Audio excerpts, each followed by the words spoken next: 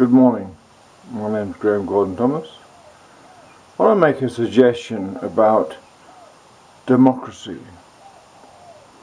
People think it's about voting in collectives after being told what to vote for by a politician or some media leader or celebrity. It is not.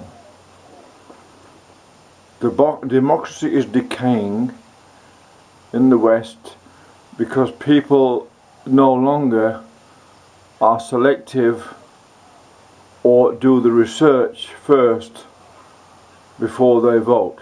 They vote as what is connected to their emotions, not what their intellect tells them is the right or wrong.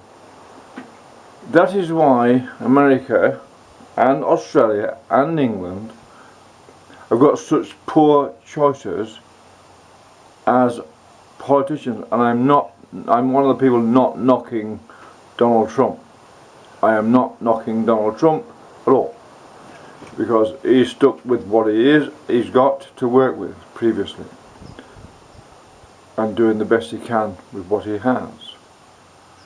But he is a result of the American system of churning out very, very poor politicians, such as Hillary Clinton, and we've got Corbyn in England, May, we've got Turnbull and Shorten in Australia, and very, very poor choices for political leaders. That's because we don't have a choice, because people have not got the self-will anymore to be selective about how they vote. They seem to be cajoled by universities or by lack of education what to vote for.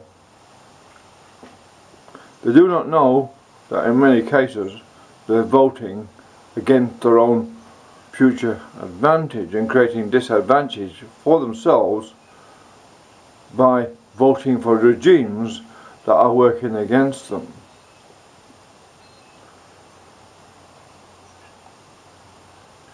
I think now democracy needs a change. I think AI is a means of revitalizing democracy by removing over a long period of time, so it's not a revolution, the need for so much government to prevent corruption, to funnel money just into real estate inflation, which is then detrimental to everyone else's economy and creates eventually slaves to these real estate barons. That was what's happening.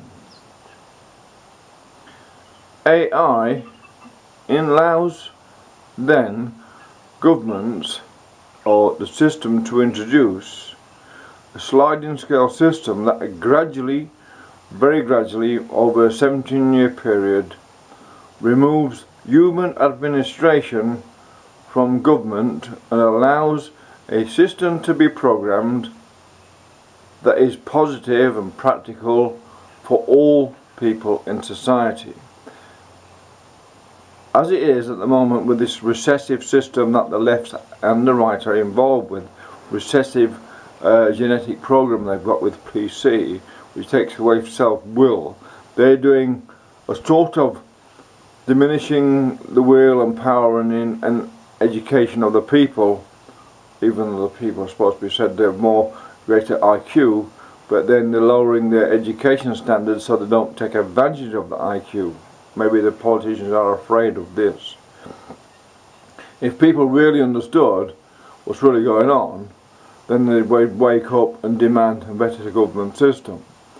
The thing is, with AI, that then allows government to program a government system, the fiscal system, to be programmed so it's fair and equitable right through society on an economic basis, not just a gender basis or race basis, but so people on the lowest echelons of the income scale anywhere at least get a modicum of electricity supply, phone supply and basic static services, or things that are common to all people, they get a share of them inappropriately with the income, and that allows them to live in a civilized manner.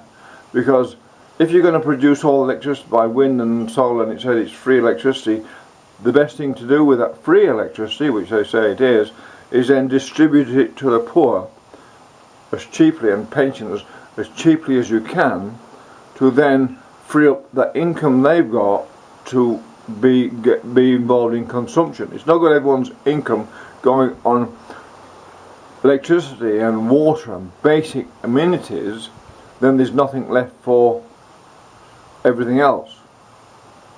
That's detrimental to society and the system, and to the capitalist system itself. AI allows a reprogramming of the fiscal system, so it's a positive, practical and simple, and allows a gradual reduction in the amount of hours worked per week per individual over a long period, say 20 years.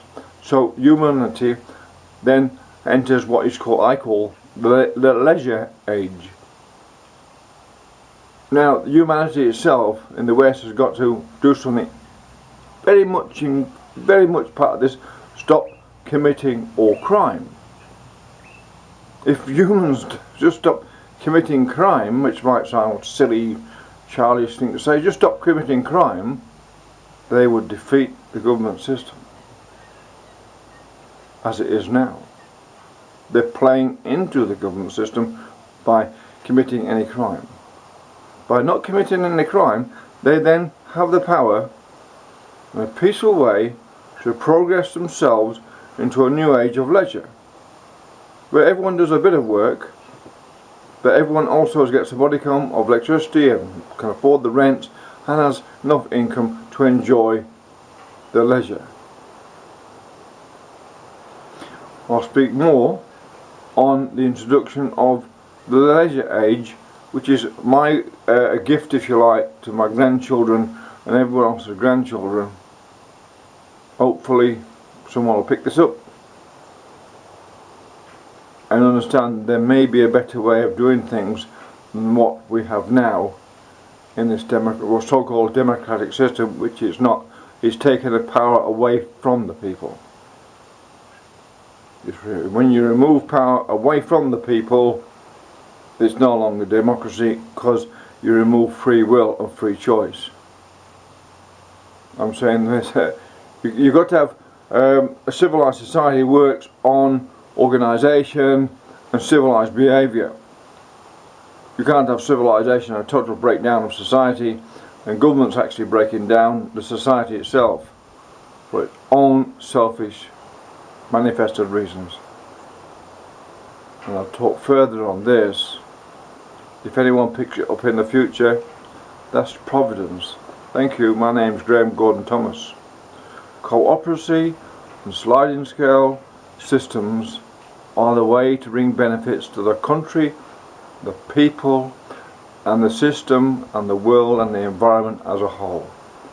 Thank you.